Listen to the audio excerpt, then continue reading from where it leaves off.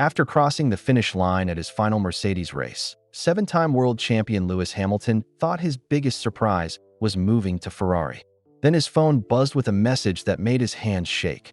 "Lewis, I saw your race today. We need to talk. It's about Emma. Please call me 07789 445 221. It's urgent." The sender? Sophia Chun, his first love from 12 years ago. The name that would change everything, Emma. What Lewis discovered next would force him to make the most shocking decision of his legendary career, one that would leave the racing world stunned and prove that some victories matter more than championships. The smell of burning rubber and hot metal still filled the air at Yas Marina Circuit. Lewis Hamilton sat alone in his Mercedes motorhome, his silver racing suit unzipped to the waist. The Abu Dhabi Grand Prix was over. His last race with Mercedes was done, fourth place. Not the ending he had dreamed of. Outside, the mechanics packed up the garage for the final time. Tomorrow, everything would change. Next season, he would wear red instead of silver. Ferrari red. The thought should have excited him, but tonight, Lewis felt empty. His phone buzzed on the small table next to him. Another message. He had received hundreds since crossing the finish line 2 hours ago. Fans, friends, reporters, everyone wanted to talk about his move to Ferrari. Lewis picked up his phone and scrolled through the messages. His thumb moved quickly past the familiar names. Then he stopped. The sender's name made his heart skip a beat. Sophia Chun. Lewis stared at the screen. He had not seen that name in 12 years. 12 long years. His hands started to shake slightly as he opened the message. "Lewis, I saw your race today. We need to talk. It's about Emma. Please call me 07789 445 221. It's urgent." The phone almost slipped from his hands. Emma. Who was Emma? And why was Sophia contacting him after all these years? Lewis closed his eyes and remembered. Sophia Chun, his first love. The girl who had stolen his heart when he was just 16 years old. She was 15 then, with long black hair and the brightest smile he had ever seen. Her family ran a small Chinese restaurant in Stevenage, not far from where Lewis grew up. He could still picture her cheering for him at the karting track. She would stand by the fence, wearing his spare racing jacket that was too big for her. She always brought him luck. At least, that's what he used to think. Their relationship had lasted 8 months. 8 perfect months in 2001. But then everything changed. Lewis's talent caught the attention of McLaren. His racing career took off like a rocket. The travel, the pressure, the constant focus on racing. It all became too much. Their last fight still haunted him. It was December 2001, cold and dark outside the karting garage in Hertfordshire. Sophia had been crying. "You care more about racing than you care about me," she had said. "That's not true," Lewis had replied. But even then, he knew she was right. "You're leaving for Monaco next month," Sophia had continued. "When will I see you? When will we talk?" Lewis had been young and stupid. He had said things he regretted. Mean things about how she didn't understand his dreams. How she was holding him back. Sophia had looked at him with tears in her eyes. "Maybe you're right," she had whispered. "Maybe I don't understand. But I hope your dreams keep you warm at night." Those were the last words she ever said to him. Lewis opened his eyes and looked at the message again. Emma. The name meant nothing to him, but something in his chest told him it should. Something important that he stood up and walked to the small window of his motorhome. Outside, the lights of Abu Dhabi sparkled like stars. The city was beautiful, but Lewis felt a chill despite the warm desert air. His finger hovered over the call button. 12 years. What could Sophia want after 12 years? And who was Emma? Lewis pressed the button and held the phone to his ear. The phone rang once, twice, 3 times. "The number you have dialed is not in service," came the recorded voice. He tried again. Same message. Frustrated, Lewis tried a 3rd time. Still nothing. He sat back down and stared at the message. The timestamp showed it was sent just 30 minutes ago. How could the number already be dead? Lewis's mind raced. He tried to remember everything about Sophia. Her family had moved to England from Hong Kong before she was born. Her father worked long hours in the restaurant kitchen. Her mother was quiet but kind. Sophia had been the smartest girl in school, always reading medical books. She wanted to be a doctor, but what had happened to her after their breakup? Lewis had been so focused on racing that he never looked back. He had buried himself in training, in traveling, in becoming the best driver he could be. Now, 23 years later, he was a 7-time world champion. He had everything a person could want: money, fame, success. But sitting in his motorhome, reading a message from his first love, Lewis felt like that confused 16-year-old boy again that he Googled Sophia Chun on his phone. Hundreds of results came up, but none of them seemed right. No photos that looked like the girl he remembered. No information that fit. Lewis tried different spellings. Chun, Chung, nothing. He looked at the message one more time. It's about Emma. The words felt heavy, like they carried a secret he wasn't ready to know. Lewis grabbed his jacket and walked outside. The paddock was mostly empty now. A few mechanics still worked in the distance, but most people had gone back to their hotels. The night air was warm, but Lewis pulled his jacket tighter around him as he walked toward the track. The racing surface was dark and quiet. In a few hours, this place had been filled with the sound of engines and the roar of the crowd. Now it was just empty asphalt under the stars. Lewis thought about his career. All the victories, all the championships, all the sacrifices. He had given up so much to get here. Friends, relationships, a normal life. And for what? To sit alone in the desert, wondering about a message from the past? He pulled out his phone and read the message again. Something about it felt urgent. Desperate, even. Sophia had never been dramatic. If she said it was urgent, it was urgent. But who was Emma? A daughter? A sister? A friend? The name felt familiar somehow, like a song he had heard long ago but couldn't quite remember. Lewis walked back to his motorhome. He would try the number again in the morning. Maybe it was just a technical problem. Maybe Sophia's phone had died. Maybe she would call him. But as he lay in bed that night, staring at the ceiling, Lewis couldn't shake the feeling that this message would change everything. After 12 years of silence, Sophia had reached out, and she had mentioned someone named Emma. Lewis closed his eyes and tried to sleep. But all he could see was Sophia's face from that last night in 2001. All he could hear were her words: "Maybe I don't understand, but I hope your dreams keep you warm at night." His dreams had kept him warm. They had given him everything he thought he wanted. But lying there in the darkness, Lewis wondered if he had lost something more important along the way. The message glowed on his phone screen. It's about Emma. Lewis had a feeling his life was about to change forever. And for the first time in years, he wasn't sure he was ready for what came next. Outside his window, the lights of Abu Dhabi continued to sparkle. But Lewis saw only darkness and the ghost of a girl who had once believed in him. A girl who had something urgent to tell him about someone named Emma. The clock on his phone showed 2:47 a.m. Lewis closed his eyes and tried to sleep. But sleep wouldn't come. Not with Sophia's message burning in his mind like a flame that refused to die. Lewis gave up trying to sleep at 3:15 a.m. He put on his sneakers and walked out into the quiet paddock. The night security guard nodded at him but didn't say anything. Everyone knew Lewis liked to walk when he couldn't sleep. The paddock felt like a ghost town. During the day, it was full of noise and people. Now, only the sound of his footsteps echoed in the darkness. Lewis walked past the empty garages, past the silent hospitality units, past the place where he had given his final Mercedes interview just hours ago. His mind kept going back to 2001. Back to Sophia. Back to a time when racing was just fun, not a business. When winning meant a small trophy and a kiss from the girl he loved. Lewis stopped walking and closed his eyes. He could see Sophia so clearly. She was small and slim, with shoulder-length black hair that she always tucked behind her ears when she was nervous. Her eyes were dark brown, almost black, and they lit up when she smiled.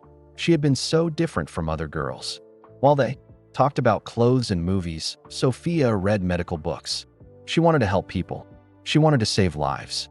Lewis had admired that about her, even if he didn't always understand it. Their first date had been at a small cafe in Stevenage. Lewis had been so nervous he could barely eat. Sophia had ordered green tea and smiled at him across the table.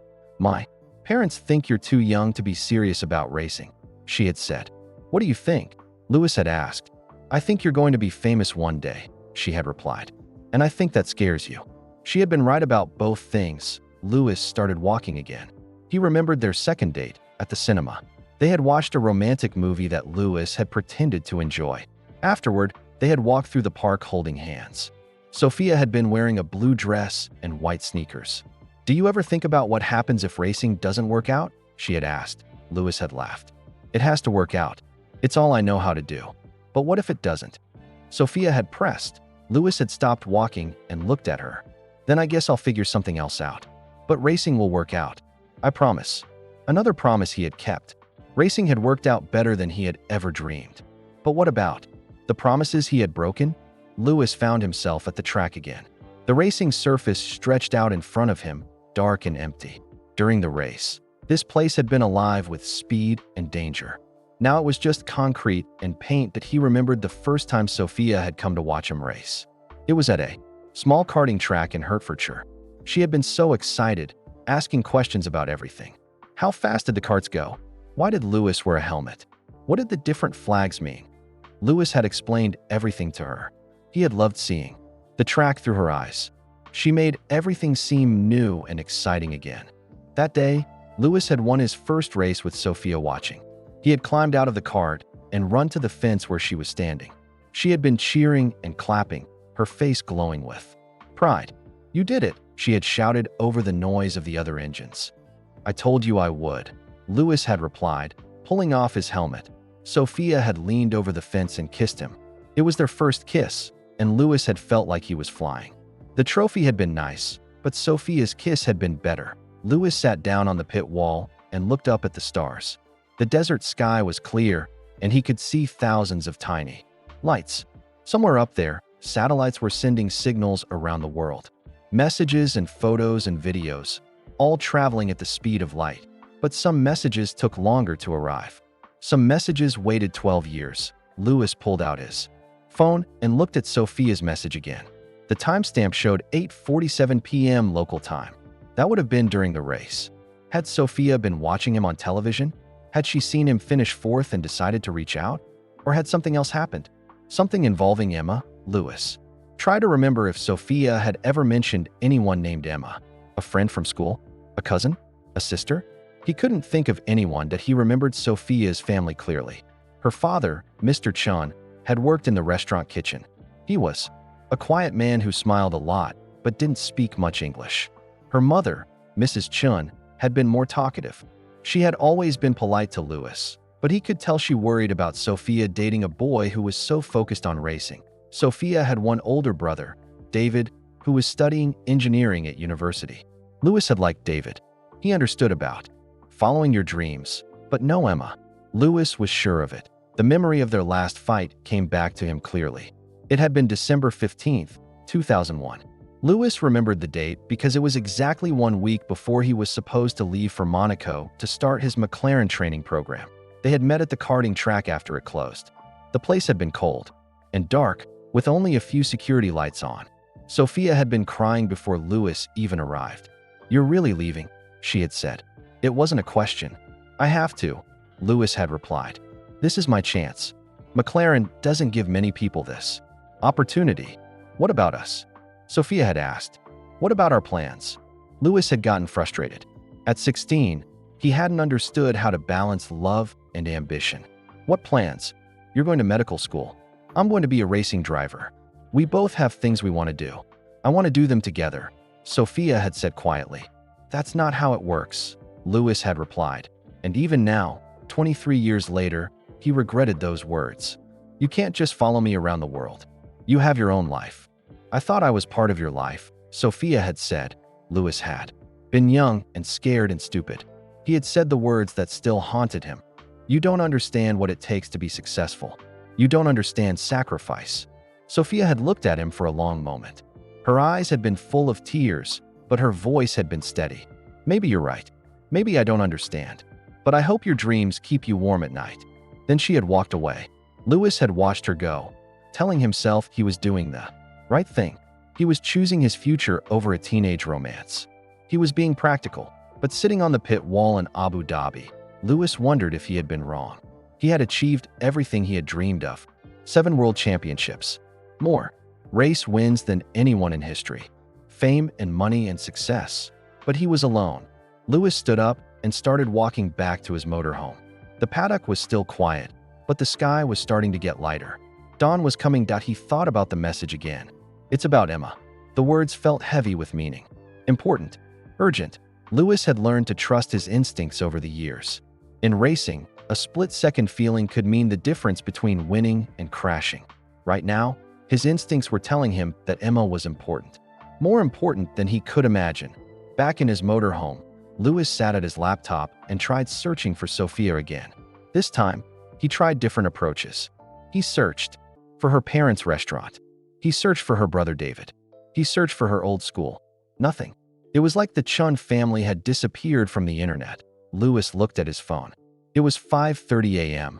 In a few hours, he would have to pack up and fly back to London. He would have to start preparing for his new life at Ferrari. He would have to act like everything was normal, but nothing felt normal anymore. Not after Sophia's message. Lewis tried the phone number one more time. Still disconnected, he stared at the message for the 100th time. Then he did something he hadn't done in years. He closed his eyes and prayed. Please, he whispered to whoever might be listening. Please let me find her. Please let me understand what this means. Outside his window, the sun was rising over the desert. A new day was beginning. But Lewis felt like he was still stuck in the past, in a cold karting garage in December 2001, watching the only girl he had ever truly loved walk away. The message on his phone seemed to glow in the morning light. It's about Emma. Lewis had a feeling his search was just beginning. 3 days later, Lewis stood outside a mobile phone shop in Stevenage High Street. The sign above the door read, "Quick Fix Mobiles." But Lewis remembered when this building had been something else entirely. The Golden Dragon restaurant. Sophia's family business. He had driven here straight from Heathrow Airport, still wearing his travel clothes from the flight back from Abu Dhabi. His Ferrari meeting had been postponed. Lewis had told them he had personal business to handle first. The mobile shop was busy with customers buying phones and getting repairs. Lewis walked inside, looking around at the bright lights and glass display cases. It was hard to believe. This had once been a warm, cozy restaurant that smelled of sweet and sour pork. "Can I help you?" asked a young man behind the counter. Lewis hesitated. How could he explain what he was looking for? This used to be a Chinese restaurant, right? The Golden Dragon. The young man looked confused. "Before my time, mate. I've only worked here 2 years. Is there a manager I could speak to?" "Mr. Peterson, customer wants to talk to you," the young man called out. An older man with gray hair came out from the back room. He was probably in his 60s, with kind eyes and a friendly smile. "How can I help you?" Mr. Peterson asked. "I'm looking for information about the family who used to run the restaurant here," Lewis said. "The Chin family. They would have left around 2002. Mr. Peterson's expression changed. He looked at Lewis more carefully. "Are you a reporter?" "No, I'm just an old friend," Lewis said. "I'm trying to find Sophia Chun." Mr. Peterson was quiet for a moment. Then he said, "Follow me." He led Lewis to a small office behind the shop. The walls were covered with phone repair certificates and business licenses. Mr. Peterson closed the door and sat down behind his desk. "I've owned this building for 15 years, he said. "I bought it from the Chin family in 2002. Nice people. Hardworking." Lewis felt his heart speed up. "Do you know what happened to them? Where they went?" Mr. Peterson looked uncomfortable. There was some kind of family trouble. Mrs. Chun was very upset when they came to sign the papers. She kept crying and saying something about bringing shame to the family.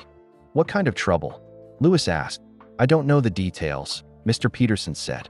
"But I got the feeling it had something to do with their daughter. The young one, not the son. Sophia." Lewis gripped the arms of his chair. "Do you know where they moved?"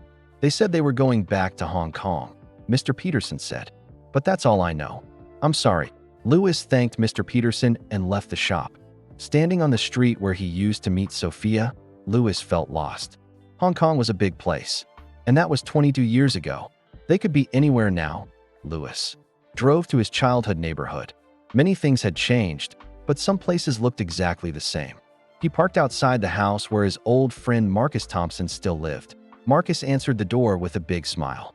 "Lewis, what are you doing here?" "I need to ask you about something," Lewis said. "About the Chin family." Marcus led him inside. His house was small but comfortable, with photos of his wife and children on the walls. They sat in the living room with cups of tea. "The Chinese family who ran the restaurant?" Marcus asked. "I remember them. Nice people. You used to date their daughter, didn't you?" "Sophia," Lewis said. "I'm trying to find her." Marcus looked surprised. "After all these years?" What? Louis couldn't tell him about the message. Not yet. I want to know what happened to her. We lost touch when I started racing professionally. Marcus was quiet for a moment. I heard some things back then. Rumors, but I don't know if they were true. What kind of rumors? People said Sophia had gotten into Cambridge University for medicine. Full scholarship. Very impressive. But then she dropped out suddenly in 2003. Louis felt cold. Why? Nobody knew for sure, Marcus said. But there were whispers about some kind of scandal. Some people said she had gotten in trouble. Others said there was a family crisis. What kind of trouble? Marcus shrugged. You know how people talk in small towns. Could have been anything. Money problems, health issues, personal stuff. But it was strange.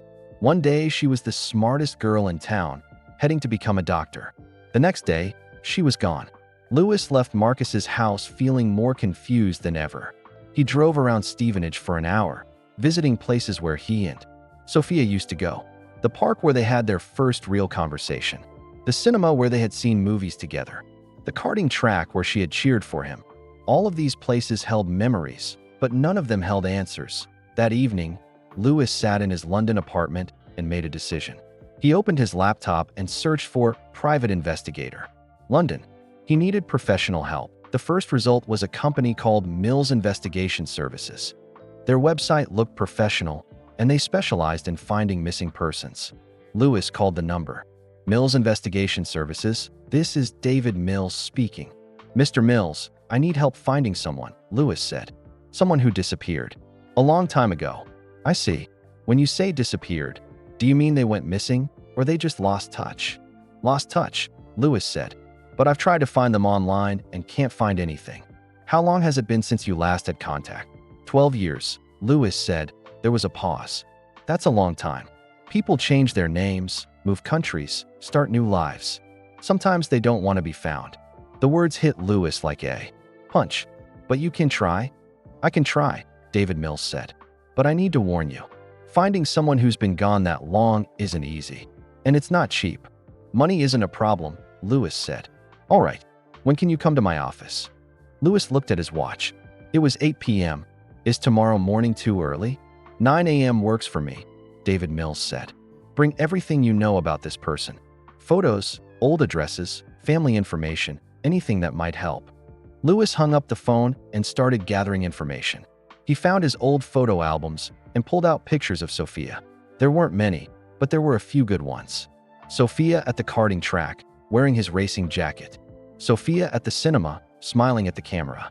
Sophia in the park, laughing at something he had said. Looking at the photos, Louis felt a pain in his chest. She had been so young. They both had been. Just kids playing at being adults, making decisions that would change their lives forever. Louis wrote down everything he remembered about Sophia's family. Their old address, the name of their restaurant, her brother David's full name, her parents, first names, the school she had attended. As he wrote, Louis realized how little he actually knew about the girl he had once loved. He knew she wanted to be a doctor. He knew she was smart and kind. He knew she had believed in his dreams even when he hadn't believed in them himself. But he didn't know her birthday. He didn't know her favorite color. He didn't know what she was afraid of or what made her laugh. Louis put down his pen and looked at the photos again. In every picture, Sophia was smiling. She had been happy then. At least, she had seemed happy. But what had happened after he left? Why had she dropped out of Cambridge? Why had her family left England so suddenly? Louis's phone buzzed. For a moment, his heart jumped.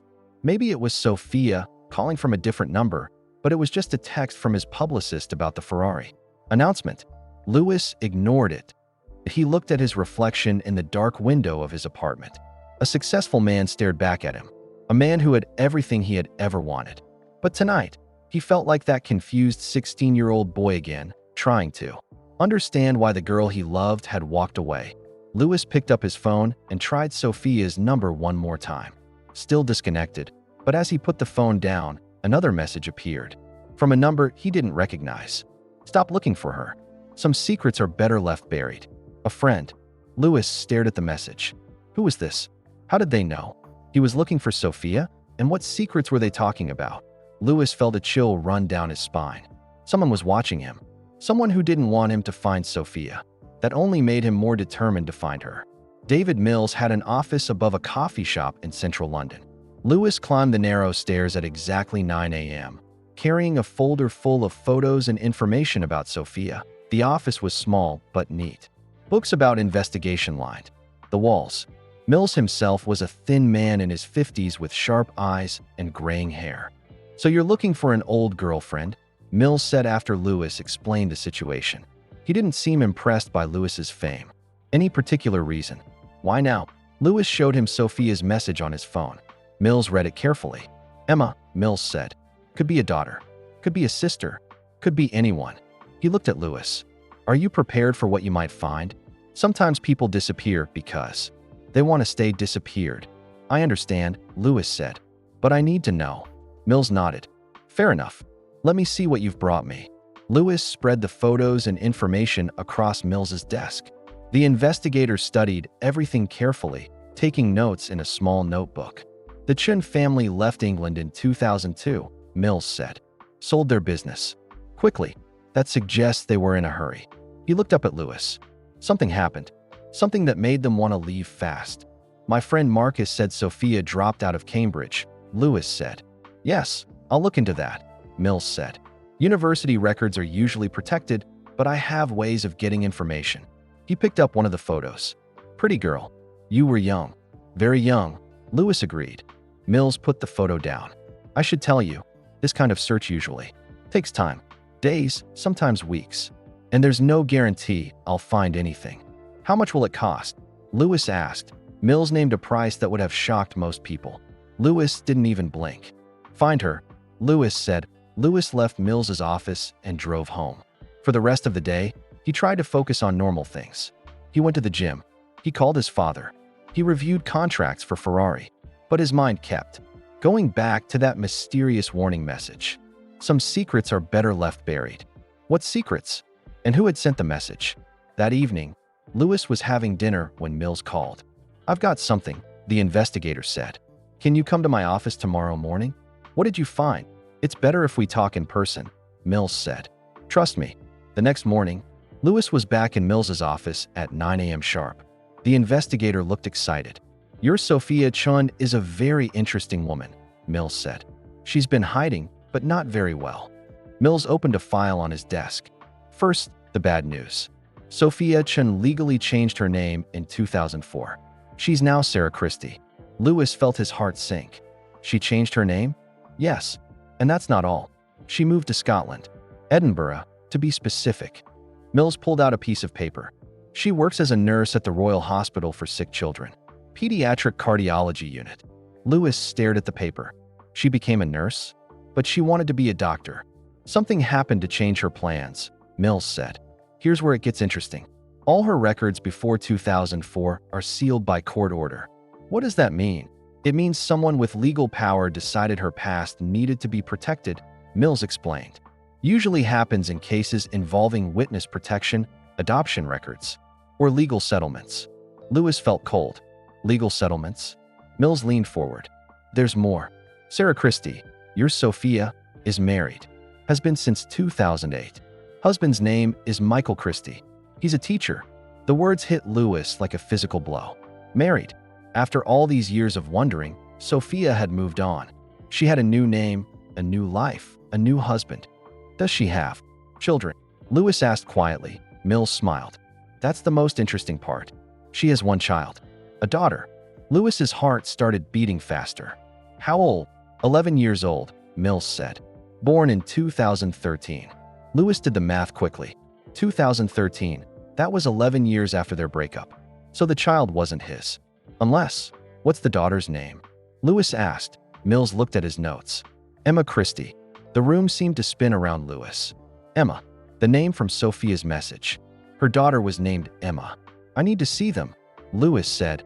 Mills held up a hand. Hold on. There's something else you need to know. I found Sarah's address and workplace, but I also found something unusual. What? She's been using different last names over the years. Chun until 2004, then Christie after 2008. But between 2004 and 2008, she used the name Sarah Wilson. Why would she keep changing her name? People change names for lots of reasons, Mills said. Marriage, divorce, wanting privacy, or because they're running from something. Mills pulled out another piece of paper. Here's her current address. In Edinburgh. And here's where she works. He looked at Lewis seriously. But I have to ask again. Are you sure you want to do this? If she wanted to contact you, she would have used her real name in that message. Lewis thought about the warning message on his phone. Someone didn't want him to find Sophia. But why? There's one more thing, Mills said. I did some digging into why she left Cambridge. It took some work, but I found someone who was there at the time. What did they say? Sophia Chun was a brilliant student, top of her class, but she left suddenly in March 2003. No explanation to her friends, just packed up and disappeared. Lewis felt frustrated. But why? My contact said there were rumors, Mills continued. Some people thought she had a nervous breakdown. Others thought there was a family crisis. But one person told me something interesting. Mills paused for effect. They said Sophia had been asking a lot of questions about pregnancy and childcare in the weeks before she left. The words hit Lewis like lightning. Pregnancy, childcare, March 2003. Lewis counted back in his head. If Sophia had been pregnant in early 2003, the baby would have been born in late 2003 or early 2004. But Emma was born in 2013, according to Mills's research, unless there had been two children. Unless Emma wasn't the first. I need to go to Edinburgh, Lewis said. Mills looked worried. Mr. Hamilton, I have to advise against just showing up. If Sarah wanted to be found, she wouldn't have changed her name twice. And that warning message you received suggests someone is watching your search. I don't care, Lewis said. I need to see her. Mills sighed. Then at least be careful. Don't approach her at work. Don't go to her house when her family is there. And don't do anything that could be seen as stalking. Lewis took the papers. With Sophia's information, her new name, her address, her workplace.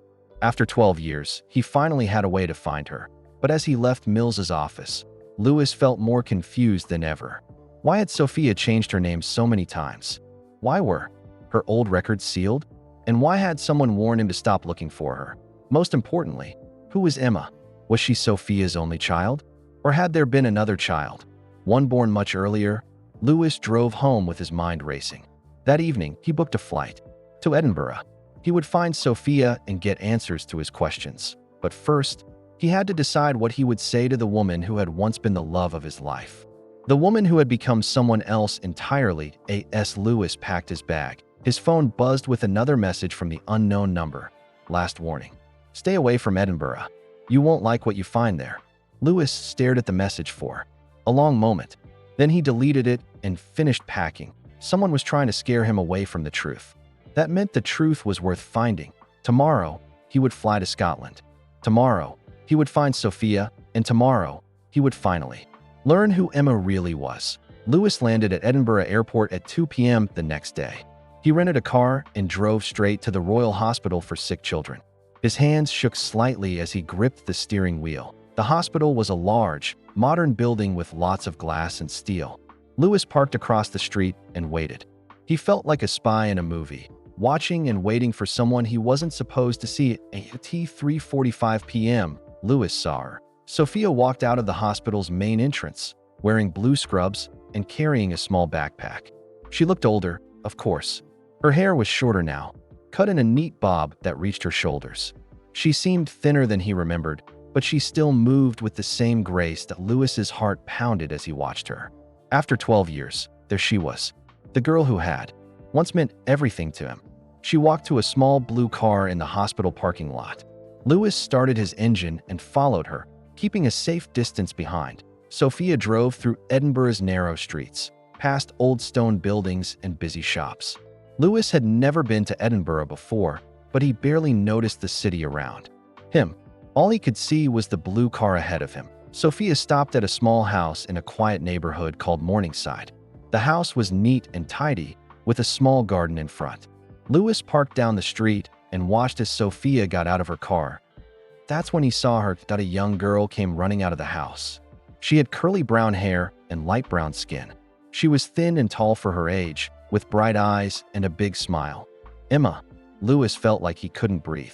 The girl looked so much like him at that age. The same curly hair, the same quick movements, the same bright smile. Emma hugged Sophia tightly. Louis could see them talking, but he was too far away to hear what they were saying. After a few minutes, they went inside the house together. Louis sat in his car for 2 hours, staring at the house. His mind raced with questions. Was Emma his daughter? She looked like she could be.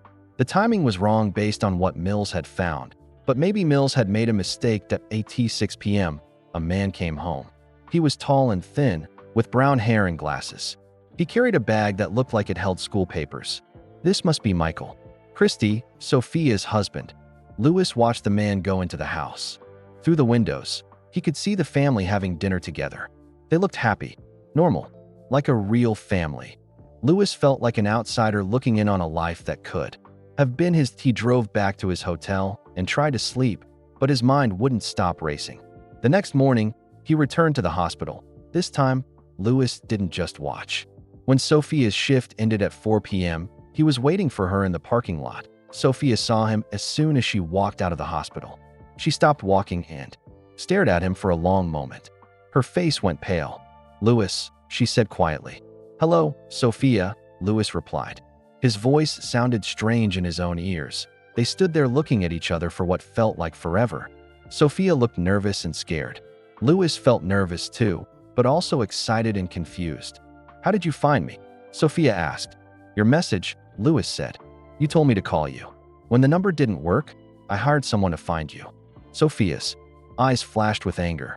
"You hired someone? You had me investigated." "I had to," Louis said. "You disappeared. Your family disappeared. I needed to know what happened." "You had no right," Sophia said. Her voice was getting louder. "I told you to call, not stalk me." "I tried to call," Louis said. "The number was disconnected. What was I supposed to do?" Sophia looked around the parking lot. Other hospital workers were walking past them. She grabbed Louis's arm and pulled him toward a quiet corner. "You can't be here," she said. "If Michael finds out, is Emma my daughter?" Louis asked. The question came out before he could stop it. Sophia's face crumbled. For a moment, she looked like the 15-year-old girl Louis had fallen in love with. Scared and vulnerable and trying to be brave. "Yes," she whispered. "She's yours." The words hit Louis like a punch to the stomach. He had suspected it, but hearing it out loud was different. Emma was his daughter. He had a child, an 11-year-old daughter he had never met. "Why didn't you tell me?" Louis asked, Sophia's eyes filled with tears. "I tried to tell you, but before you get any ideas about playing father, you need to know why I never told you." She wiped her eyes and took a deep breath. "I found out I was pregnant in January 2002, just a few weeks after our fight. After you left for Monaco." Louis felt cold. "You tried to contact me?" "I called your house," Sophia said. "Your father answered. I told him I needed to speak to you about something important. He said you were too busy with training to be bothered with personal matters." Louis remembered. His father had been very protective during those early days with McLaren. He had handled all of Louis's phone calls and mail. "I called 3 more times," Sophia continued. "The last time, your father told me that if I had any claims to make, I should contact his lawyer. He said you were focused on your career and didn't want distractions." Louis felt sick. "I never knew you called. I was 17 and pregnant." "And scared," Sophia said. "My parents were furious. They said I had brought shame on the family. They wanted me to get rid of the baby." "But you didn't," Louis said. "No, I didn't," Sophia replied. "I decided to have Emma and raise her myself. I dropped out of Cambridge. I worked 3 jobs to pay for baby clothes and food. I did it all alone." Louis felt terrible. While he had been training and racing and building his career, Sophia had been struggling to raise their child alone. "I'm sorry," he said. "I'm so sorry. If I had known, would it have made a difference?" Sophia asked. "Would you have given up racing to help me raise a baby?" Louis opened his mouth to say yes, but the words wouldn't come. He had been so focused on his dreams back then. Would he really have chosen differently? "That's what I thought," Sophia said when he didn't answer. "Where has she been all these years?" Louis asked. "Mills said she was born in 2013. Sophia looked confused. "Who's Mills?" "The investigator I hired. He said Emma was born in 2013. Sophia shook her head. "Your investigator is wrong. Emma was born in September 2002. She's 12, not 11. She pulled out her phone and showed Louis a photo. "This is her school ID. See the birth date." Louis looked at the photo. There was Emma's bright smile, and next to it, date of birth, September 15th, 2002. Mills had been wrong. Emma was 12, not 11. She had been born exactly 9 months after Louis and Sophia's breakup. I named her Emma because it means whole, Sophia said. I wanted her to feel complete even without her father. Louis felt tears in his own eyes. Can I meet her? Sophia's face hardened. No, she's my daughter, Louis said. She doesn't know that, Sophia replied. She thinks her father was a university student named James who died in a car accident when she was a baby.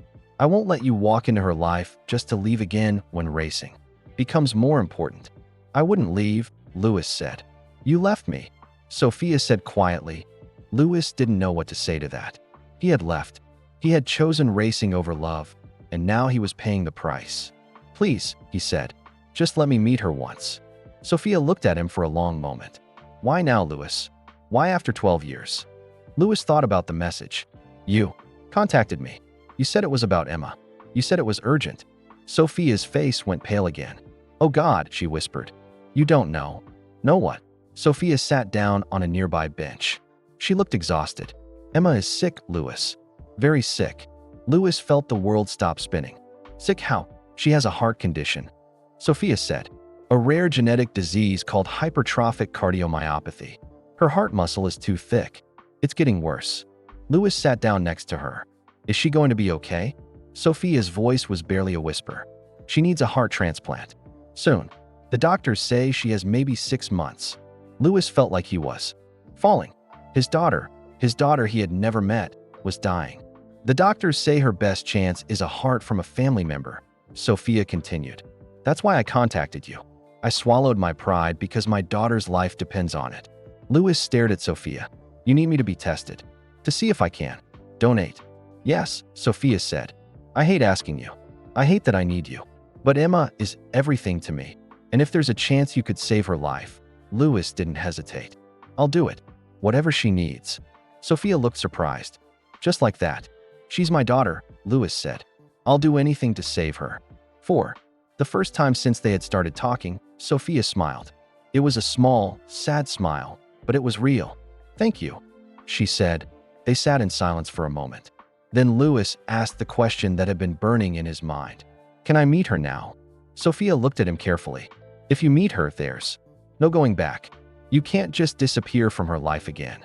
I won't, Louis promised. Sophia nodded slowly. Okay, but we do this my way. You're not her father, not yet. You're just a friend of mine. Someone who wants to help. Louis agreed. He would be anything Sophia needed him to be if it meant meeting his daughter. As they walked towards Sophia's car, Louis felt scared and excited and sad all at the same time. In a few minutes, he would meet Emma, his daughter, the child he had never known existed, the child whose life might depend on him. Louis followed Sophia's blue car through Edinburgh's winding streets. His hands gripped the steering wheel so tightly. His knuckles were white. In a few minutes, he would meet his daughter for the first time. They parked outside Emma's school, a small brick building with a playground in front. Children were coming out the main doors, laughing and talking with their friends. Louis searched their faces, looking for the girl he had seen through the window.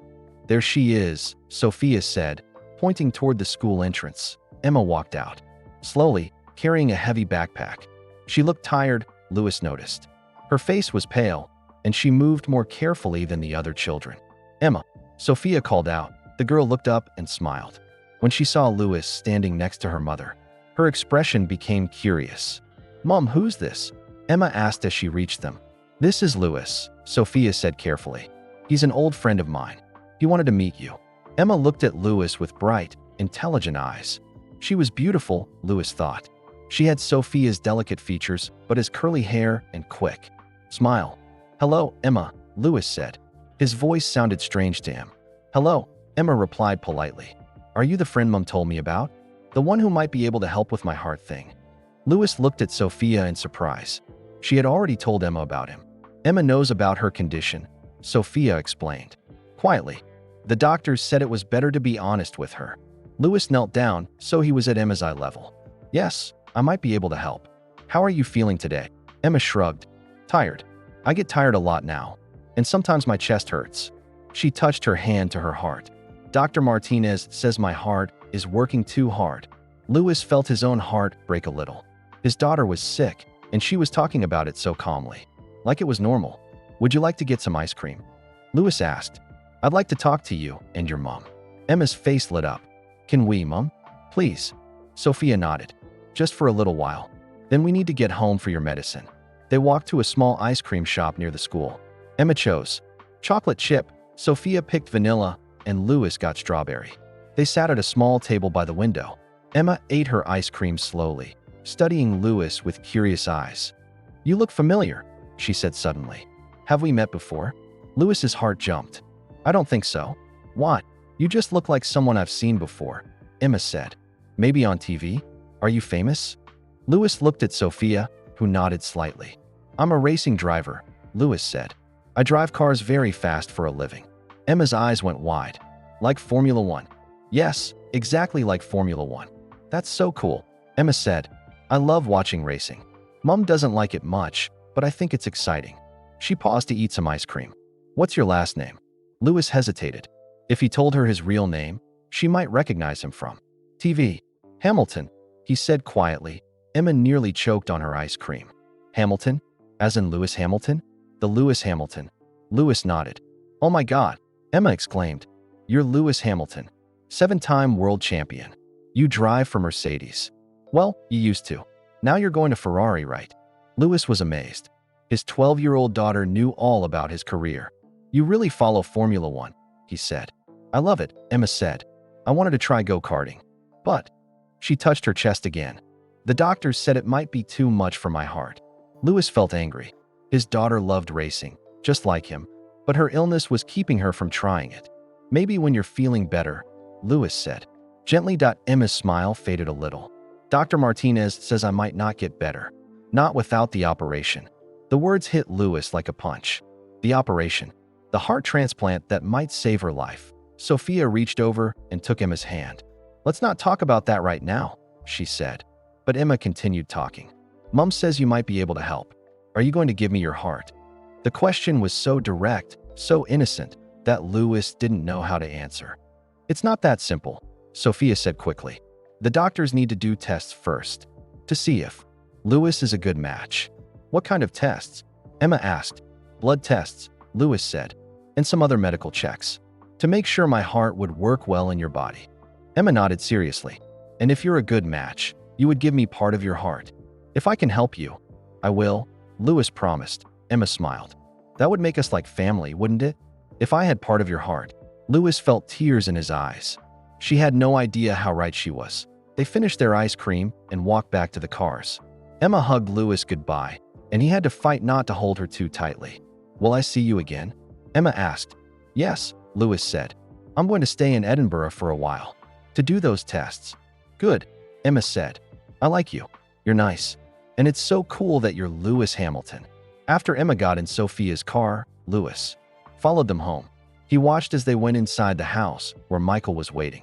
Through the window, he could see Emma talking excitedly, probably telling her stepfather about meeting a famous racing driver. Louis drove back to his hotel feeling overwhelmed. Emma was smart and funny and brave. She was also very sick. That evening, Louis called his personal doctor in London. Dr. Matthews, I need you to recommend a heart specialist, Louis said. The best one you know. Are you having heart problems, Louis? Dr. Matthews asked, sounding concerned. No, it's for someone else. Someone very important to me. Dr. Matthews gave him the name of Dr. Sarah Chun at the Royal Brompton Hospital in London. She's one of the best cardiac surgeons in the world, he said. Specializes in complex cases. Louis wrote down the information. He would get the best doctors involved. Money was no object when it came to saving Emma's life. The next morning, Louis met Sophia at the hospital. She took him to see Dr. Martinez, Emma's cardiologist. Dr. Martinez was a kind woman in her 40s with graying hair and gentle eyes. She showed Louis the scans of Emma's heart on a computer screen. As you can see, the heart muscle is abnormally thick, Dr. Martinez explained. This makes it hard for the heart to pump blood efficiently. Emma's condition is getting worse. Louis stared at the images. Emma's heart looked so small and fragile on the screen. How long does she have? Louis asked. Without intervention, maybe 6 months, Dr. Martinez said. With a successful transplant, she could live a normal life. What are the risks of the surgery? Lewis asked the doctor. Martinez was quiet for a moment. Heart transplant surgery is always risky, but Emma is young and otherwise healthy. Her chances of survival are good, maybe 85 to 90%. Lewis felt relief. Those were good odds. But, Dr. Martinez continued, finding a suitable donor heart is very difficult. Hearts from family members are often the best match, but the surgery would be risky for the donor too. What kind of risk? Lewis asked. If you donate part of your heart, your own cardiac capacity would be permanently reduced, Dr. Martinez explained. You would never be able to do intense physical activity again. No more racing. The words hit Lewis like a wall. No more racing. His entire life, everything he had worked for, would be over, but Emma would live. Lewis asked, if the surgery goes, well, yes, she would have a normal, healthy life. Lewis looked at Sophia. She was watching him carefully, waiting to see what he would choose, his racing career or his daughter's life. Lewis thought about everything racing had given him. Fame, money, success, championships, 7 world titles, more wins than anyone else in history. Then he thought about Emma eating ice cream, talking about wanting to try go-karting but being too sick. He thought about her pale face and tired eyes. He thought about her saying they would be like family if she had part of his heart. They already were family. She just didn't know it yet. When can we do the tests? Lewis asked the doctor. Martinez smiled. We can start this afternoon. As Lewis filled out the medical forms, he realized his life was about to change forever. Win or lose, succeed or fail. After this, there would be no going back. He was about to discover if he could save his daughter's life. And he was beginning to understand that saving her might cost him everything else he had ever cared about. But, for the first time in his life, that felt like the right choice. The medical tests took 3 days. Lewis spent hours in different hospital rooms, giving blood samples and getting scans of his heart. The doctors checked everything, his blood type, his heart size, his overall health. During those 3 days, Lewis also spent time with Emma. They met at cafes, walked through Edinburgh's old streets, and talked about everything except the real reason he was there. On the second day, they visited Edinburgh Castle together. Emma loved history and knew lots of facts about the old building. This castle is over 900 years old, Emma told Lewis as they climbed the steep path to the entrance. It sits on top of an old volcano. Lewis noticed that Emma had to stop twice to catch her breath during the walk. Her face was pale, and she pressed her hand to her chest. Are you okay? Lewis asked. Just tired, Emma said with a brave smile. I get tired more easily now. Inside the castle, they looked at the crown jewels and old weapons. Emma was fascinated by everything, asking questions and reading every sign. Do you like being famous? Emma asked as they sat on a bench overlooking the city. Lewis thought about the question. Sometimes, it's nice when people appreciate your work, but it can be lonely too. Lonely? But you must meet lots of people. I meet lots of people, but I don't have many real friends, Lewis said. When you're famous, it's hard to know who likes you for yourself and who likes you because you're famous. Emma nodded seriously. That sounds sad. What about you? Lewis asked. Do you have good friends at school? Emma's face fell a little. Not really. The other kids think I'm weird because I can't do sports or run around much. And I miss school a lot because of doctor appointments. Lewis felt angry that his daughter had to deal with being different, being sick, being alone. You're not weird, he said firmly. You're smart and funny and interesting. Emma smiled. Thanks. You're nice, Lewis. I'm glad Mom knows you. That evening, Lewis had dinner with Sophia alone. Emma was at home with Michael, doing homework. She likes you, Sophia said over their meal at a quiet restaurant. I like her too, Lewis said. She's amazing. So smart and brave. She gets that from you, Sophia said quietly. Lewis looked up. What do you mean? The curiosity, the quick mind, the way she faces challenges head on. That's all you. Sophia stirred her soup. Sometimes I watch her and I see you at that age. What was I like at 12? Lewis asked. Determined, fearless, always asking questions. Sophia smiled sadly. You wanted to know how everything worked. Why the cart went faster with certain adjustments. How the engine produced power. You were never satisfied with simple answers. Emma's like that too. Exactly like that. The doctors are amazed by how much she understands about her condition. She's read medical journals online. She asks questions that surprise them. Lewis felt proud and sad at the same time. Proud that his daughter was so intelligent. Sad that she had to use that intelligence to understand her own illness. Sophia, Lewis said carefully, what if the tests show I'm not a good match? Sophia's face went pale. Then we keep looking. There are waiting lists for donor hearts from people who die in accidents. But she didn't finish the sentence. But Emma might not have time to wait. Lewis finished for her. Sophia nodded, tears in her eyes. On the third day, Dr. Martinez called them into her office for the test results. The good news is that you're a perfect match, she told Lewis. Your blood type, tissue type, and heart size are all compatible with Emma's needs. Lewis felt relief flood through him. However, Dr. Martinez continued, I need to explain exactly what this surgery would mean for both of you. She pulled out some papers and medical diagrams. Emma would receive part of your heart, specifically the left ventricle. This would give her a healthy, strong heart muscle that could pump blood normally. And what would happen to me? Lewis asked.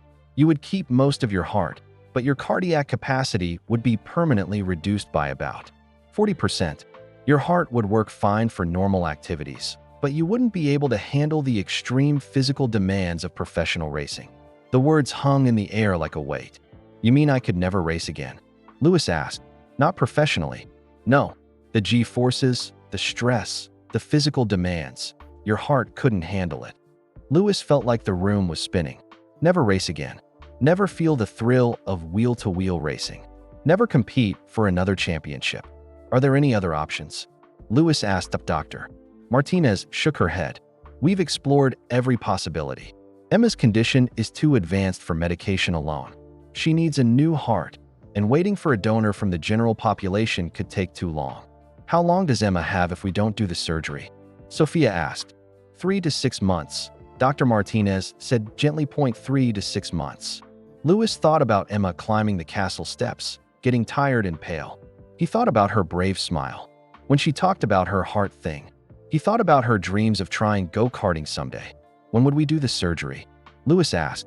We could schedule it for next week, Dr. Martinez said. But I want you to take some time to think about this decision.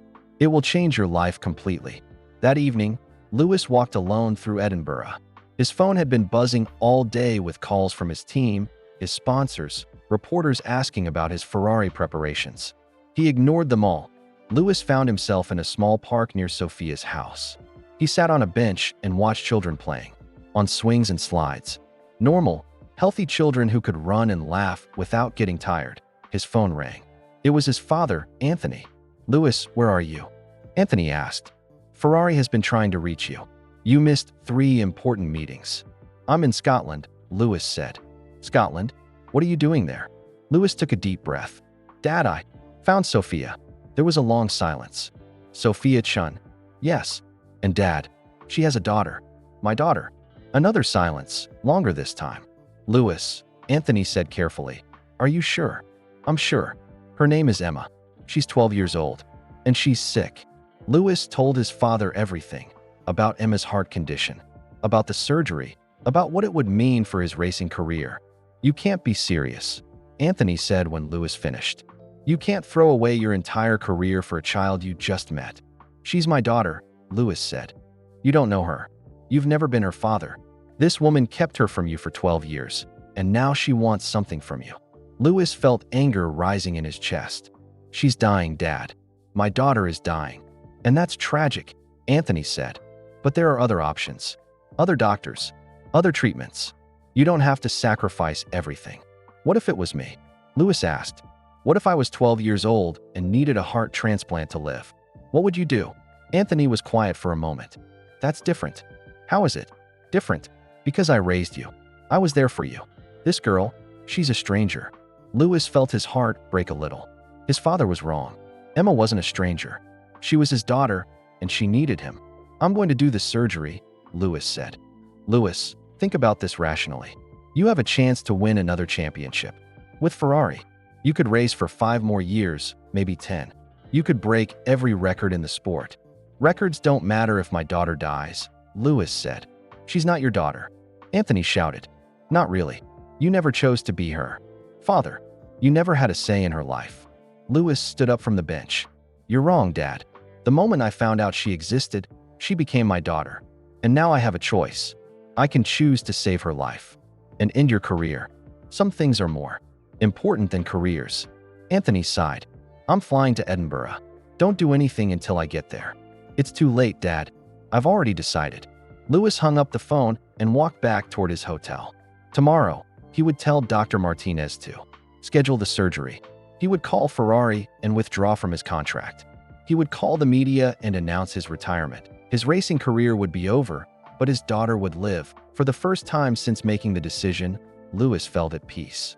He thought about Emma's smile, her curiosity, her bravery in the face of illness. She was worth everything. As Louis reached his hotel, his phone buzzed with a text message from an unknown number. Last chance. Walk away now, or you'll lose more than just your career. Louis stared at the message for a moment, then deleted it. Someone was still trying to scare him away from helping Emma. But Louis was no longer afraid. He was going to save his daughter's life, no matter what it cost him. Louis woke up early the next morning with his mind made up. He called Dr. Martinez before breakfast. I want to schedule the surgery, he told her. As soon as possible. Are you absolutely certain? Dr. Martinez asked. This decision will change your entire life. I'm certain, Louis said. When can we do it? I can book the operating room for next Friday. That gives us a week to prepare both you and Emma for the surgery. After hanging up, Louis sat in his hotel room and stared at his phone. He had to make the hardest phone call of his professional life. He dialed the number for Fred Vasseur, his new team principal at Ferrari. Louis, Fred said when he answered. Where have you been? We've been trying to reach you for days. Fred, I need to tell you something, Louis said. I can't drive for Ferrari next season. There was a long silence. What do you mean you can't drive? Is this about money? We can discuss the contract terms. It's not about money, Louis said. I have a family emergency. A medical situation. I have to retire from racing. Retire? Fred's voice rose. Louis, you're only 39 years old. You have years left in your career. I'm sorry, Fred. I know this puts you in a difficult position. This is crazy, Fred said. Whatever the problem is, we can work around it. Take time off. Miss a few races. But don't throw away your entire career. Louis closed his eyes. I can't explain everything right now, but this is the right decision for me. After hanging up with Fred, Louis made more phone calls. His agent, his sponsors, his publicist. Each conversation was harder than the last. By noon, the news was spreading through the racing world. Lewis Hamilton retires suddenly. Seven-time champion walks away from Ferrari deal. Shocking end to legendary career. Louis turned off his phone and went to meet Emma. They had planned to visit the Royal Mile, Edinburgh's famous old street. Emma loved the street performers and old buildings. But when Louis arrived at the meeting spot, he found Emma sitting on a bench looking very pale. Are you feeling okay? Louis asked, sitting down beside her. I had to stop walking, Emma said. Quietly. My chest started hurting, and I couldn't catch my breath. Louis felt panic rise in his chest. Should we call your mother? Or go to the hospital? Emma shook her head. It happens sometimes. I just need to rest for a minute. She looked at Louis with worried eyes. The news is everywhere about you retiring. Is it because of me? Louis was surprised. You saw the news? It's all over the internet. Lewis Hamilton retires. Everyone is asking why. Emma's voice was small. Did you quit racing because of my heart surgery? Louis knelt down in front of the bench so he could look Emma in the eyes. Emma, I need to tell you something important, he said. The reason I'm helping you isn't just because you're a sick child who needs help. Emma listened carefully. Your mother and I, we were very close when we were young, before you were born. How close? Emma asked. Louis took a deep breath. Close. Enough that. Emma, I'm your father. Emma stared at him for a long moment. Her face went through several emotions, surprise, confusion, and then something that looked like hope. You're my father? My real father. Yes, Louis said. I didn't know about you until a few days ago. Your mother tried to tell me when you were born, but I never got the message. Emma was quiet for a minute, processing this information. So that's why I look familiar to you, she finally said. Because I look like you. Yes, and that's why you love racing. It's in your blood. Emma smiled, but then her expression became serious again. And you're giving up racing to save my life. Yes, Lewis said simply to Emma's eyes filled with tears. But racing is your whole life. It's what makes you famous and successful. You're more important than racing, Lewis said. You're my daughter. Emma wiped her eyes. I don't remember ever having a father. Mom told me my dad died before I was old enough to know him. She was trying to protect you, Lewis said. She thought I didn't want to be your father. But you do want to be my father. Lewis felt his own eyes get wet. More than anything, Emma stood up from the bench and hugged Lewis tightly. I always wondered what it would be like to have a dad. They walked slowly down the Royal Mile, Emma stopping to rest several times. Lewis watched her carefully, noticing how hard it was for her to walk even short distances. Dad, Emma said suddenly, trying out the word. That sounds nice. Lewis smiled. It sounds perfect to me. That evening, Lewis had dinner with Emma, Sophia, and Michael. The conversation was awkward at first. Michael seemed uncomfortable with Lewis being there, and Sophia looked nervous. Emma told me you explained everything to her, Sophia said. She had a right to know, Lewis said. Especially now. Michael cleared his throat. I want you to know that I've been Emma's father for the past 8 years. I've been to every doctor appointment, every school play, every birthday party. Lewis felt a flash of jealousy, but pushed it down. And I'm grateful for that. You've done what I should have been doing. So what happens after the surgery? Michael asked. If everything goes well, what's your plan? Lewis looked at Emma, who was listening carefully. I want to be part of her life, as much as she wants me to be. And if she doesn't want that, Michael asked, then I'll respect her decision, Lewis said. But I hope she'll give me a chance to be her father. Emma looked back and forth between Lewis and Michael. Can I have 2 dads? She asked. Michael raised me, but Lewis is my real father. Can I love both of you? Michael's face softened. Of course you can, sweetheart. After dinner, Lewis walked Emma to her room to say goodnight. The walls were covered with posters of racing cars and famous drivers. Lewis noticed several posters of himself. I've been following your career for years, Emma said. I never imagined you were my father. What's your favorite race of mine? Lewis asked. Brazil 2008, Emma said immediately. When you won your first championship in the rain. I've watched it 100 times. Lewis smiled. That was a good day. Will you miss it? Emma asked. Racing? Lewis sat on the edge of her bed. I'll miss some things about it. The speed, the competition, the excitement. But I won't miss being away from home all the time. And now I'll have time to spend with you. What if the surgery doesn't work? Emma asked quietly. It will work, Lewis said firmly. But what if it doesn't? Then you'll have given up racing for nothing. Lewis took Emma's hand. It wouldn't be for nothing. Even if the worst happened, I would know that I tried everything to save you. That's what fathers do. Emma smiled. I love you, Dad. The words hit Lewis like a lightning bolt. His daughter loved him. After 12 years of not knowing she existed, she loved him. I love you too, Emma, he said as Lewis left Emma's house that night. He felt more at peace than he had in years. He had lost his racing career, but he had gained something much more valuable. He had gained a daughter. The surgery was scheduled for Friday. In 4 days, both their lives would change forever. Lewis just hoped they would both survive it. Wednesday morning brought unwelcome visitors to Lewis's hotel. He opened his door to find his father Anthony standing in the hallway, along with Toto Wolff from Mercedes and Fred Vasseur from Ferrari. We need to talk, Anthony said firmly. Lewis let them into his hotel room. The 3 men sat on the small couch while Lewis stood by the window. Lewis, what you're doing is madness, Anthony began. You're throwing away everything we've worked for. Everything you've worked for, Lewis corrected. This is my choice. Toto leaned forward. Lewis, I understand you want to help this child, but there must be other options. Better doctors, experimental treatments, other donors. Her name is Emma, Lewis said. And she's not just this child. She's my daughter. Fred shook his head. Even if that's true, you've never been her father. You don't owe her your entire career. Lewis felt anger building in his chest. She's dying. My daughter is dying, and I can save her. At what cost? Anthony asked. Your life's work? Your legacy? Everything you've achieved. My legacy. Lewis laughed bitterly. What legacy? Trophies in a cabinet? Records in a book? That's not a legacy. Saving my daughter's life. That's a legacy. Toto tried a different approach. Think about your fans, Lewis. Think about all the young drivers who look up to you. You're walking away from them too. I'm showing them what really matters, Lewis replied. The three men spent 2 hours trying to change Lewis's mind. They offered him more money, flexible schedules, longer breaks between races. Nothing worked. Finally, Anthony played his last card. Lewis, I have to tell you something about that girl's mother, he said. About why she really contacted you. Lewis turned from the window. What do you mean? I hired an investigator too, Anthony said.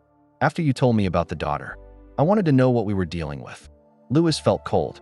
What did you find? Anthony pulled out a folder. Sophia Chun, or Sarah Christie, as she's called now, has been in financial trouble for years. Medical bills, mortgage payments, credit card debt. She owes over £200,000. The words hit Lewis like a punch. You think she's using Emma to get money from me? I think she's desperate, Anthony said. And desperate people do desperate things. Lewis shook his head. You're wrong. Sophia wouldn't use Emma like that. Wouldn't she? Anthony asked. She kept your daughter's secret for 12 years. She only contacted you when she needed something.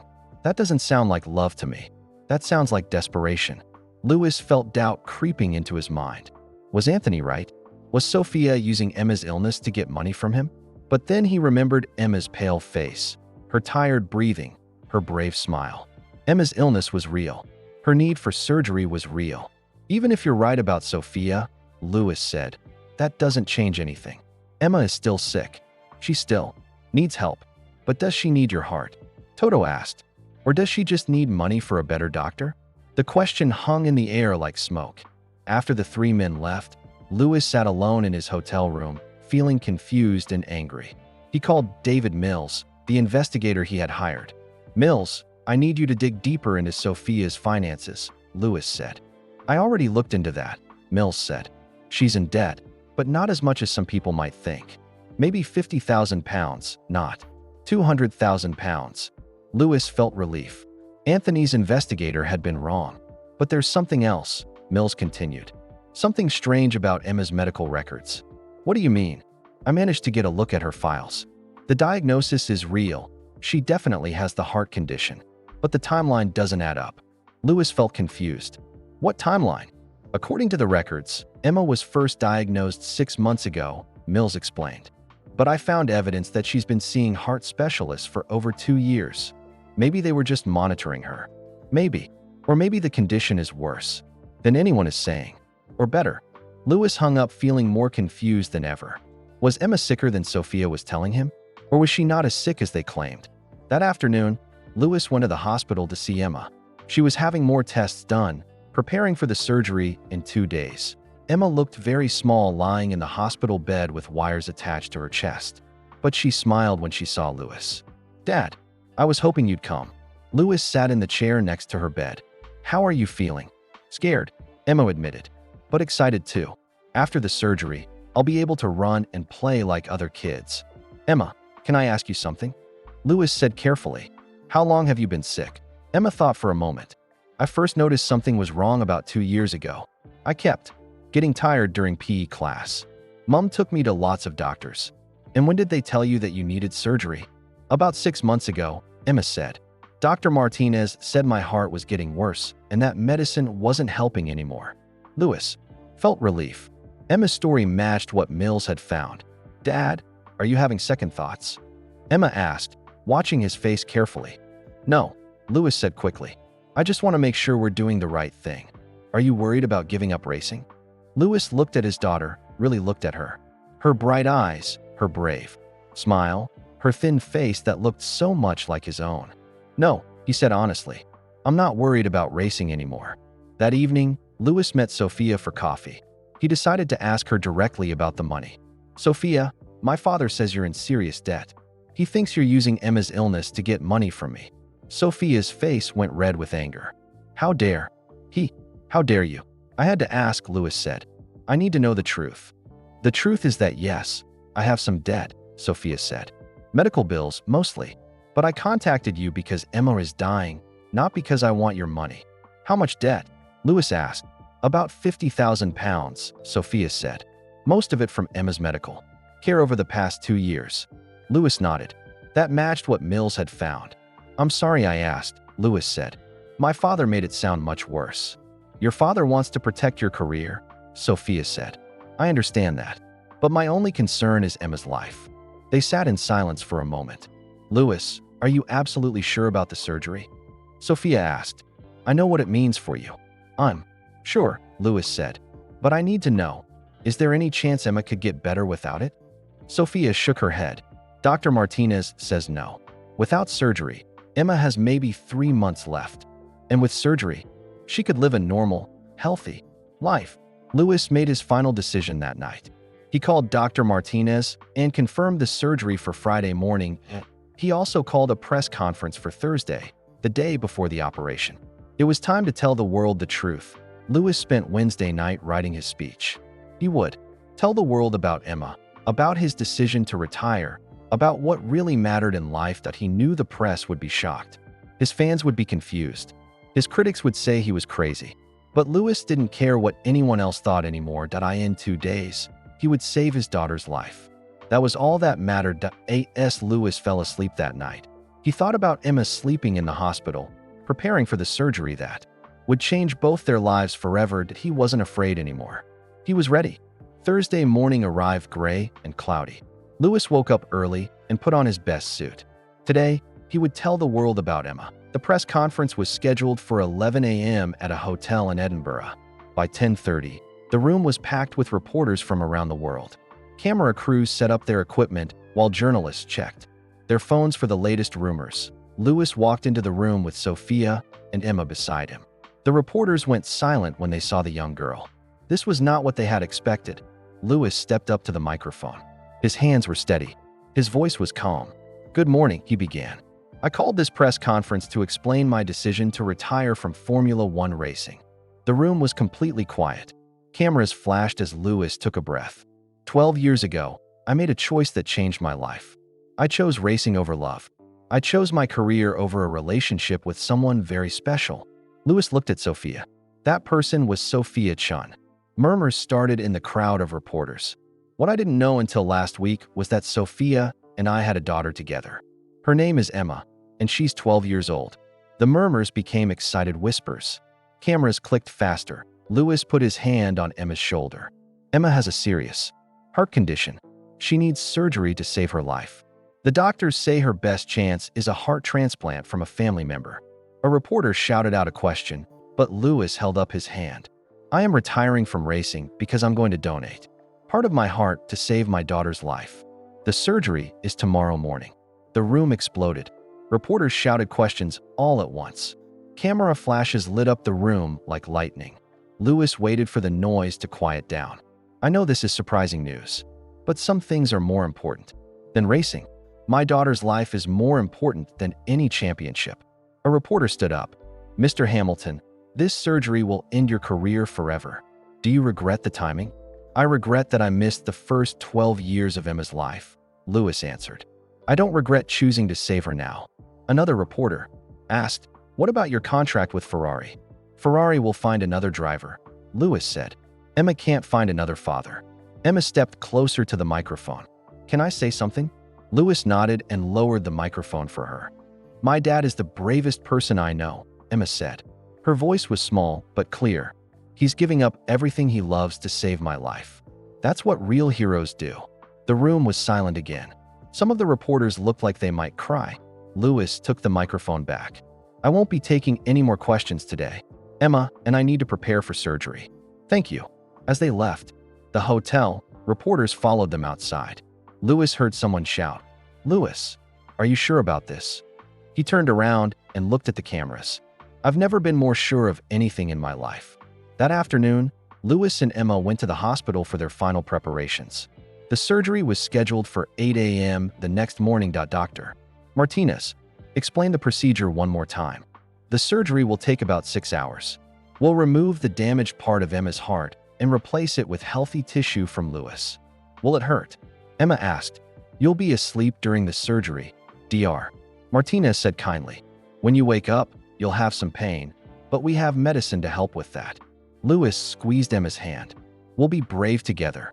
That evening, Louis had dinner with Emma's family one last time before the surgery. Michael seemed more comfortable with Louis now.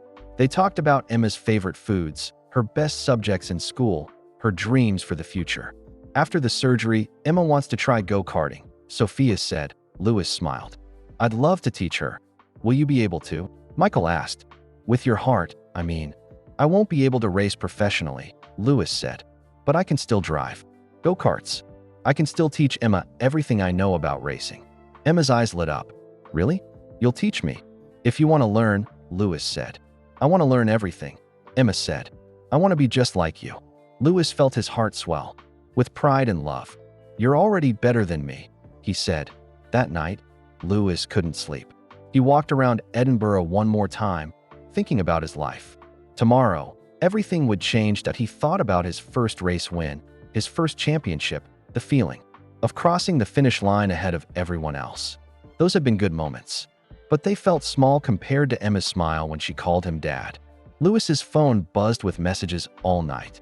Other drivers wishing him luck, fans telling him he was crazy, reporters asking for interviews. He ignored them all. At 6 a.m., Lewis arrived at the hospital.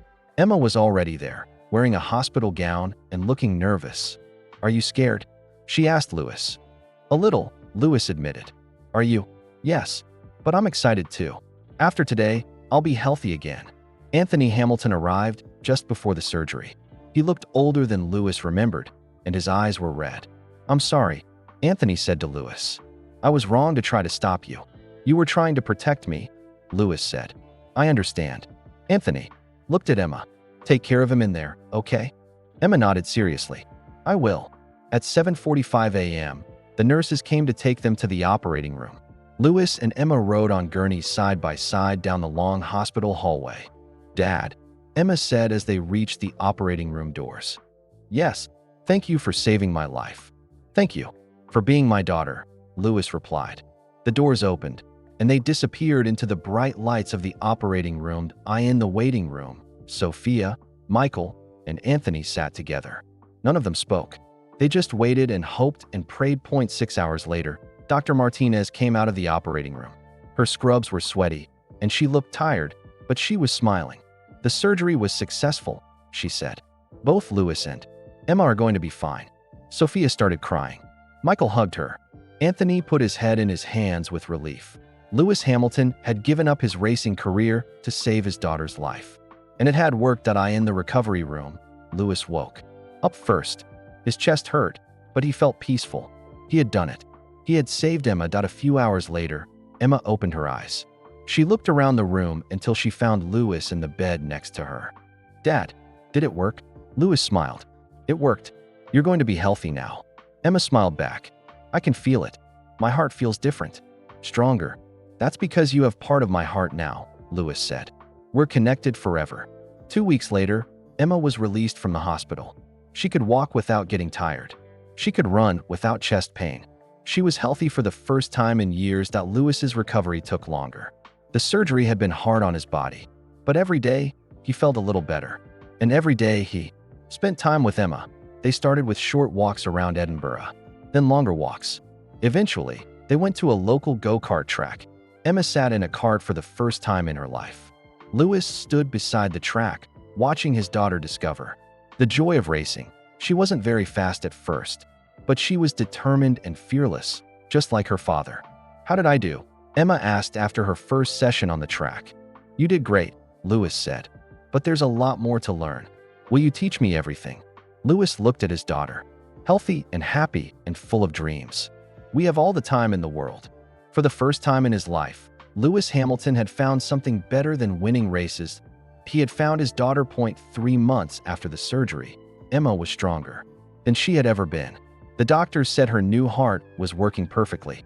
She could run, play, and do everything other kids her age did. Lewis had moved to Edinburgh to be closer to Emma. He rented a small apartment near her school and spent every day with her. They went to museums, walked through parks, and visited the go-kart track twice a week.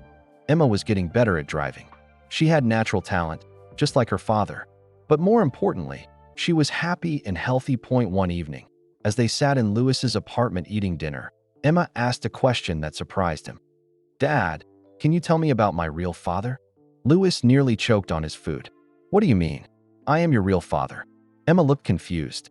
But Mom always told me my real father was a university student named James who died in a car accident when I was a baby. Louis felt his heart sink.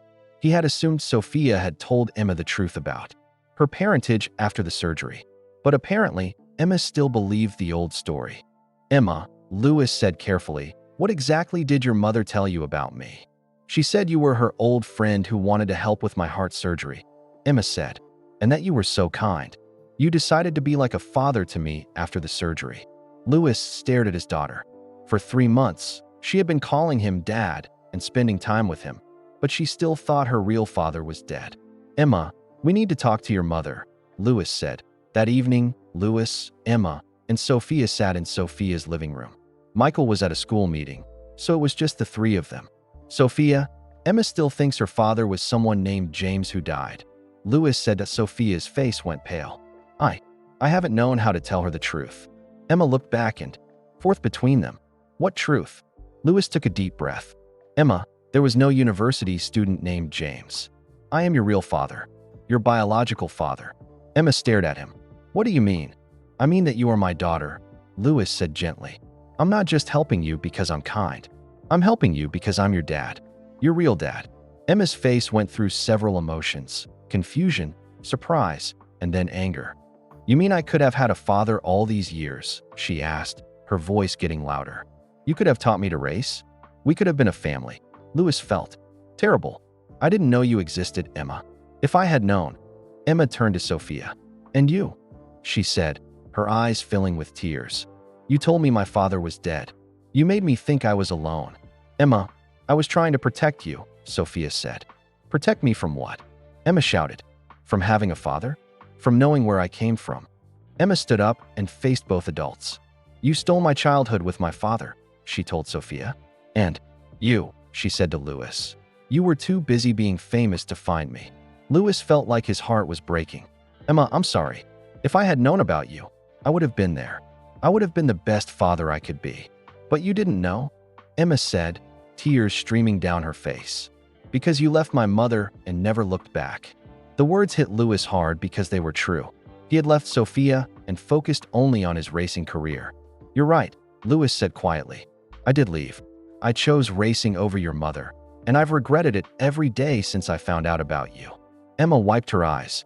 "Mom, why didn't you try harder to tell him about me?" Sophia was crying now too. "I did try, sweetheart. I called him several times, but his father said he was too busy for personal matters. I was 17 and scared and alone. But you could have tried again later," Emma said. "You could have contacted him when he became famous. Everyone knows how to reach Lewis Hamilton." Sophia nodded. "You're right. I should have tried harder. I was angry and hurt, and I thought he didn't want us." Emma sat back down, looking exhausted. "So for 12 years, I didn't have a father because you two couldn't figure out how to talk to each other?" Louis and Sophia looked at each other. When Emma put it like that, it sounded even worse. "I'm sorry," Louis said. "We both made mistakes. Big mistakes." Emma was quiet for a long moment. Then she asked, "Do you really want to be my father? Or do you just feel guilty?" Louis knelt down in front of Emma's chair. "I want to be your father more than I've ever wanted anything in my life. Yes, I feel guilty about missing your childhood. But I love you, Emma. Not because I feel guilty, but because you're amazing and smart and brave, and I'm proud to be your dad." Emma looked at him carefully. "Even though it means you can't race anymore?" "Especially because of that," Louis said. "Saving your life was the best thing I've ever done. I would do it again in a heartbeat." Emma's anger seemed to fade a little. "And you really didn't know about me?" "I swear I didn't know," Louis said. "If I had known, I would have moved heaven and earth to be with you." Emma looked at Sophia. "And you really tried to tell him?" "I really tried," Sophia said. "But I was young and scared, and when his father turned me away, I gave up too easily." Emma was quiet again. Louis held his breath, waiting to see what she would say. Finally, Emma spoke. "I'm still angry at both of you. You both made choices that kept me from having a father for 12 years. Louis felt his heart sink. "But," Emma continued, "I'm alive because of you both. Mom kept me safe and healthy for 12 years. And Dad saved my life with his heart." She looked at Louis. "I forgive you for not knowing about me. You couldn't know if nobody told you." Then she looked at Sophia. "And I forgive you for being scared and young and making mistakes." Emma stood up again. But I have one condition. What's that? Lewis asked. No more lies. No more secrets. If we're going to be a family, we have to be honest with each other about everything. Lewis and Sophia both nodded. And one more thing, Emma said. I want to know everything about both of you. Dad, I want to hear about every race you ever won. Mom, I want to know what you were like when you were young. I want to know the real story of how you met and fell in love. Lewis smiled. We can do that. Emma sat back down between Lewis and Sophia. Okay, let's start over. Hi, I'm Emma Hamilton. Lewis laughed. Hamilton. Well, you're my father, Emma said. That makes me a Hamilton, right? If you want to be, Lewis said. I want to be, Emma said firmly. Emma Christie Hamilton. That way I keep both my families. Lewis felt tears in his eyes. His daughter wanted to carry his name. Emma Christie Hamilton. He said, I like the sound of that. Emma smiled. Now tell me about your first race win. I want to know everything. As Lewis began to tell Emma about his early racing days, Sophia watched them with a small smile. They looked so much alike when they got excited about racing. For the first time in 12 years, Emma had her complete story. She knew who her father was, why he hadn't been there, and how much he loved her. And for the first time in his life, Lewis felt like he was exactly where he belonged, that he wasn't just a racing driver anymore. He wasn't just a celebrity or a champion, that he was Emma's father. And that was better than any trophy he had ever won. 6 months later, the Scottish Highland Karting Championship was taking place at a small track outside Edinburgh. In the junior category, a 12-year-old girl named Emma Christie Hamilton was preparing for her first official race. Lewis stood beside her cart, checking the tire pressure one final time. Emma wore a bright red racing suit with Hamilton written across the back in bold letters. Remember what we practiced, Lewis said, adjusting Emma's helmet. Smooth inputs, look ahead, and trust your instincts. I'm nervous, Emma admitted. What if I crash? Then you get back in the cart and try again, Lewis said with a smile. That's what real racers do. Emma nodded. Around them, other young drivers were getting ready for the race. Parents and mechanics bustled about, preparing their children for competition, but Lewis noticed something different about Emma compared to the other kids. She wasn't the fastest driver on the track. She wasn't the most experienced. But she had something else, a quiet determination and focus that reminded Lewis of himself at that age. Drivers to the grid, the race official called out. Emma looked up at Lewis. Will you be watching? Every single lap, Lewis promised. Emma climbed into her cart and drove slowly to the starting grid. Lewis walked to the fence where Sophia, Michael, and Anthony were standing. Over the past 6 months, their family had found a new rhythm. Lewis lived in Edinburgh but traveled often for his work with the Emma Hamilton Foundation, which raised money for children with heart conditions. Sophia and Michael remained married, but everyone had learned to work together for Emma's sake. Anthony had become a devoted grandfather, attending every one of Emma's karting practice sessions. He often said that watching Emma race reminded him of Lewis's early days. She looks good out there, Anthony said as Emma lined up on the starting grid. She's been working hard, Lewis replied. 3 times a week at the track, plus fitness training. The race was only 10 laps, but for Emma, it was the beginning of everything. She had dreamed of this moment during her months of illness, and now she was healthy enough to make it real. The green flag dropped, and 20 young drivers began their race. Emma didn't get a good start. She was in 8th place after the first turn, with other drivers passing her on both sides. But Lewis could see that she wasn't panicked. She was patient, waiting for her opportunities. By lap 3, Emma had moved up to 6th place. She made a clean pass on the inside of turn 4, just like Lewis had taught her. Look at her go, Sophia shouted from beside the fence. Lewis felt his heart pounding, not from his surgery, but from the excitement of watching his daughter race. This was different from his own racing days. When he raced, he felt pressure and stress. Watching Emma, he felt only pride and joy. On lap 5, Emma made another pass, moving into 5th place. The girl she passed tried to fight back, but Emma held her line perfectly. She's got racing instincts, Anthony said admiringly. Can't teach that. Lewis smiled. She gets it from her mother's side, he joked. By lap 8, Emma was in 4th place and gaining on the leaders. Lewis could see her getting more confident with each turn. Then, going into the final lap, the 3rd place driver made a mistake in turn 2. Emma was right behind her and took advantage immediately, moving into third place. "Come on, Emma," Michael shouted. The checkered flag dropped, and Emma crossed the finish line in third place. Her first race, her first podium. Lewis ran to the cart as Emma climbed out. She pulled off her helmet, and her face was glowing with excitement. "Dad, did you see that pass on the last lap?" "I saw everything," Lewis said, hugging her tightly. "I'm so proud of you." Emma looked around at all the other drivers and their families. "I can't believe I got third place in my first race." "Third place today, first place tomorrow," Lewis said. They walked together to the podium ceremony. Emma stood on the third place step, holding her trophy high in the air. Lewis took photos while Sophia, Michael, and Anthony cheered from the crowd. After the ceremony, a reporter from the local newspaper approached them. "Mr. Hamilton, how does it feel to watch your daughter race?" the reporter asked. Lewis looked at Emma, who was still holding her trophy and grinning from ear to ear. "It's better than any feeling I ever had while racing myself," Lewis said. "When I was driving, I was focused on winning. Watching Emma, I'm focused on her happiness. And seeing her happy makes me happier than any championship ever did." The reporter turned to Emma. "Do you want to be a professional racing driver like your father?" Emma thought for a moment. "Maybe, but I also want to be a doctor like my mom wanted to be. And I want to help other kids with heart problems through our foundation." Lewis felt his chest swell with pride. His daughter wasn't just talented, she was thoughtful and caring. "But for now," Emma continued, "I just want to keep learning and getting better at racing. My dad says there's always something new to learn." As they packed up their equipment after the race, Lewis reflected on how much his life had changed. A year ago, he had been preparing for another F1 season, focused only on adding to his championship count. Now, he spent his days teaching his daughter to drive, working with sick children through his foundation, and discovering what it meant to be a father. His racing career was over, but his real life had just begun. "Dad," Emma said as they loaded her cart into the trailer, "thank you."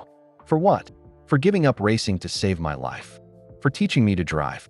For being my father." Lewis stopped what he was doing and looked at his daughter. "Emma, you saved my life too. Before I met you, I thought winning races was the most important thing in the world. You taught me what really matters." Emma smiled. "What really matters?" "Family," Lewis said simply. "Love. Being there for the people who need you." As they drove home from the track, Emma fell asleep in the passenger seat, still holding her trophy. Lewis looked at her peaceful face and felt a contentment he had never experienced during his racing career. His phone buzzed with a text message. For a moment, Lewis worried it might be another threatening message like the ones he had received months ago. But this message was from Max Verstappen, his old racing rival. "Saw the video of Emma's race online. She's got real talent. You're a lucky man, Lewis." Lewis smiled and put his phone away. He was lucky. Luckier than he had ever been when he was winning races. When they reached home, Lewis carried the sleeping Emma inside and tucked her into bed. Her trophy sat on her nightstand, catching the light from her bedside lamp. "Sweet dreams, champion," Lewis whispered as Lewis walked back to his own apartment. He thought about the journey that had brought him here. The message from Sophia that had changed everything. The decision to give up racing. The surgery that had saved Emma's life. Every choice had led him to this moment. Watching his healthy, happy daughter pursue her dreams. Lewis looked up at the Edinburgh sky, full of stars. Somewhere out there, other fathers were tucking their children into bed. Other families were building memories together. For the first time in his life, Lewis Hamilton felt like he was part of something bigger than racing, bigger than fame, bigger than himself. That he was part of a family. And that was the greatest victory of all. And that was the end of Lewis Hamilton's incredible journey from racing champion to devoted father. A story that reminds us that life's greatest victories aren't always measured in trophies, but in the love we share and the sacrifices we make for family. That we'd love to know where you're listening from. Drop a comment below and tell us your city or country. That if this story touched your heart, please give this video a thumbs up and subscribe to our channel for many more inspiring and emotional stories like this one. And don't forget to share this video with your friends and family, because stories about love, sacrifice, and second chances deserve to be shared. Together, we can spread kindness and awareness about what truly matters in life. Thank you for listening, and we'll see you in the next story.